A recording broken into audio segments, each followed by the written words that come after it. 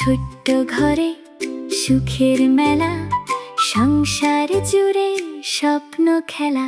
আমি ঘরের রানী, ভালোবাসার টানে ছোট্ট ছোট্ট সুখ খুঁজি আপন ঠিকানায়। রান্নাঘরের গল্প, সংসারের রং, হাসি মুখে কাটে আমার প্রতিটা ক্ষণ। ভোরের আলো জানা।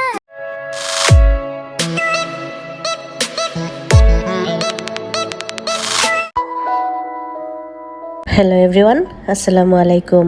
Welcome back to my channel. আমি ফাহমিদা পারভিন উর্মি।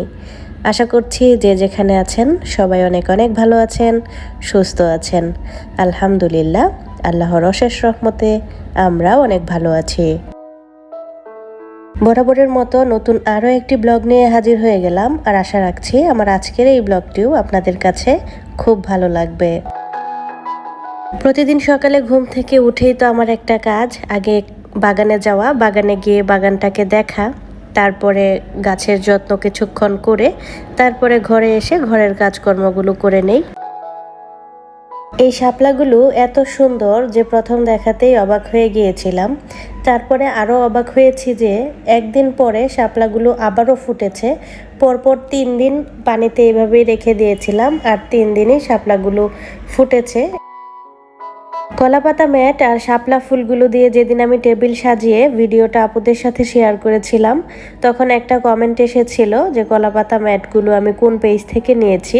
তো ওই আপুর কমেন্টটা আমি কোনো কারণে হয়তো দেখিনি বা খেয়াল করিনি ওইভাবে। তো আপুর কমেন্টটা উত্তর না পাওয়ার কারণে আপু খুবই মন খারাপ করেছিল। তো তার জন্য কিন্তু আমি সরিও বলেছি এবং আজকের ভিডিওতে বলে দিচ্ছি। আমি এই কলাপাতা ম্যাটগুলো নিয়েছিলাম গ্যাজেট সব বিডি থেকে, আর আমার কাছ থেকে প্রাইস নিয়েছিল টোটাল 330 টাকা। আমার অনেক আপুরাই কমেন্টের উত্তর না পেলে আমার সাথে খুব রাগ দেখায় বা মন খারাপ করে। তো আপুরা এটা বুঝতে চায় না যে হয়তো আমি বলবো একটু দেরি হবে বা কোনো একটা কারণে অপেক্ষা করছি, বা ডিটেলসে বলার জন্য হয়তো অন্য আরেকটা ভিডিওর অপেক্ষা করছি। তো সব কিছু মিলে একটু ধৈর্য ধরলেই কিন্তু হয়ে যায়। তো আশা করছি আপুর মন খারাপটাও এখন ভালো হয়ে যাবে। আর আপু আজকের ভিডিওটা দেখছেন কিনা নিশ্চয়ই কমেন্ট করে জানাবেন। সকাল থেকে তোড়জোড় করে অনেকগুলো কাজ শেষ করে নিয়েছিলাম, তারপরে মেয়েকে স্কুলে পাঠিয়ে দিয়ে সংসারের যে কাজগুলো থাকে টুকটাক সেগুলোই করে নিচ্ছি। আমাদের আগের বাসায় রান্নাঘরের জন্য আমি একটা ক্যাবিনেট বানিয়েছিলাম, ওইখানে রাইস কুকার, তারপরে ইলেকট্রিক চুলা এগুলোই রাখতাম। আর এই বাসায় আসার পর থেকে ওই ক্যাবিনেটটাতে রাখা হয় টিভি। তো জিনিস একটাই, কিন্তু এক এক বাসায় গিয়ে এক এক রকম জায়গা পেয়েছে। তো এটার ভিতরেই এই বক্সগুলো আমি রাখি। এগুলো অনেক বড় বড় বক্স, বা যেগুলো লাগে না জিনিস রান্নাঘরের, সেগুলো আমি ওইটার ভিতরেই রেখে দেই, যখন লাগে তখন বের করে নেই। এক কার্টুন বিস্কুট নিয়ে এসেছে আনহার বাবা। ভাবলাম যে কার্টুনে বিস্কুটগুলো না রেখে আমার যেহেতু একটা বড় বক্স আছে সেখানেই গুছিয়ে রেখে দেই। বিস্কুটটা কয়েকদিন ধরেই আমার খুব ভালো লাগছিল, সেজন্য বলেছিলাম আনার জন্য। আর তিনি কি করেছেন, এক কার্টুন বিস্কুট নিয়ে এসেছে। তো আনহার বাবা কিন্তু এমনটাই করে সব সময়, যখন যেটা বলে যে খুব ভালো লেগেছে তখন কিন্তু ওইটার কার্টুন ধরে নিয়ে আসে, আর একদম খেতে খেতে পরে বিরক্ত লাগে আর ভালোই লাগে না। টুকটাক এই কাজগুলো করতে করতেই দুপুরের রান্নার সময় হয়ে গিয়েছে। তো সবজিগুলো কেটে নিচ্ছিলাম। আমার গত ভিডিওটাতে একজন আপু কমেন্ট করেছিলেন সকালে কখন নাস্তা খাই, দুপুরে কখন রান্না করি, বিকালে কখন নাস্তা খাই, রাতের খাবার কয়টায় খাই, সব কিছু যেন বলি। তো সকালের নাস্তাটার কোনো ঠিক ঠিকানা নেই আমার। আমি যখন সজাগ পাই তখনই ঘুম থেকে উঠে পড়ি, আর কাজকর্মগুলো কিছুটা এগিয়ে নিয়ে তারপরে আমার খাওয়াটা খাই। আর আনহা তো সকাল 9:30 স্কুলে চলে যায় তার বাবার সাথে। তো তারা বাবা মেয়ে নাস্তা করে নেয়। আমি যেদিন উঠে পড়ি সেদিন তো আমি রেডি করে দেই, তারপরে আদিহা উঠলে আদিহারটা রেডি করি। তো এভাবেই চলে আর কি 12টা পর্যন্ত সকালের নাস্তা সব মিলিয়ে খাওয়া দাওয়া। তারপরে 12টা থেকে 1টা-1:30 পর্যন্ত চলে হচ্ছে দুপুরের রান্না বান্না। আর দুপুরে খাওয়ার টাইম হচ্ছে 2:30 থেকে 3টা, অনেক সময় 3:30টাও হয়ে যায়। আনহা স্কুল থেকে আসে 1:30টার সময়। তো তারপরে হচ্ছে বিকালের নাস্তা হচ্ছে সন্ধ্যায় মাগরিবের আজানের পরে, আর রাতের খাবারটা আমরা 9:30 10টার ভিতরেই শেষ করে ফেলি। সকালেরটা বাদে আর সবটাই ঠিক আছে। সকালেরটা একটু এলোমেলো হয় যেহেতু বাচ্চা ছোট, আর বড়টাকে তো তার বাবাই ম্যানেজ করে, ছোটটাকে নিয়ে আমি যখন সুবিধা হয় তখনই খাই। তো যাই হোক, আরও একজন আপু কমেন্ট করেছিলেন আমার টপারটা দেখার জন্য এবং এটার সাইজ বলে দেওয়ার জন্য। তো এই টপারটা আমি নিয়েছিলাম প্রায় 2 বছর আগে। টপারটা আমি আমার খাটের সাইজ অনুযায়ী নিয়েছি। টপারটা হচ্ছে 6x7 ফুট, আর এটার দাম নিয়েছিল মনে হয় 4000 কি 5000, আমার ঠিক মনে নেই, তবে এরকমই। যাই হোক, রান্নাবান্নাগুলো বসিয়ে দিয়ে তারপরে রুমে চলে আসলাম, রুমের কাজগুলো করে নিচ্ছি। আমি কিন্তু রান্নাঘরে একদিকে রান্না বসিয়ে রাখি, আর একদিকে এসে ঘরের টুকটাক কাজকর্মগুলো করি।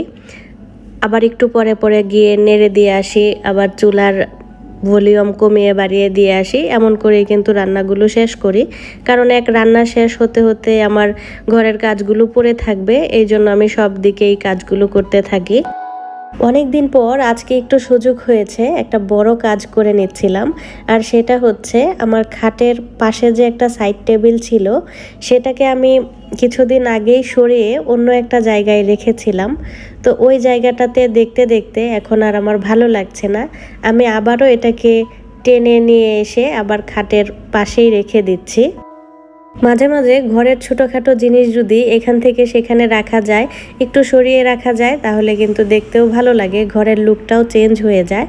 আর ঘরের জিনিস টানাটানির যে একটা অভ্যাস, সেটা কিন্তু আমি আমার আব্বার কাছ থেকে পেয়েছি। 2 দিন পর পরই ঘরের জিনিস এখান থেকে সেখানে যখন আব্বা নিয়ে টানাটানি করে, আর এটা নিয়ে আম্মা অনেক বিরক্ত হয়। আম্মা একটা জিনিস এক জায়গায় রাখলে পরের দিনই দেখে আবার আব্বা আরেক জায়গায় রেখে ফেলেছে, আর এই অভ্যাসটা হয়েছে এখন আমার। আমি যদি একটা জিনিস এখানে রাখি, আনহার বাবা এসে পরে আবার ওই জিনিসটা পায় না, দেখে আমি আবার সরিয়ে ফেলেছি।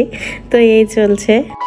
যাই হোক, একজন আপু কমেন্ট করেছিলেন যে প্রতি রাতে আমি যে ওষুধটা খাই সেটা কেন খাই।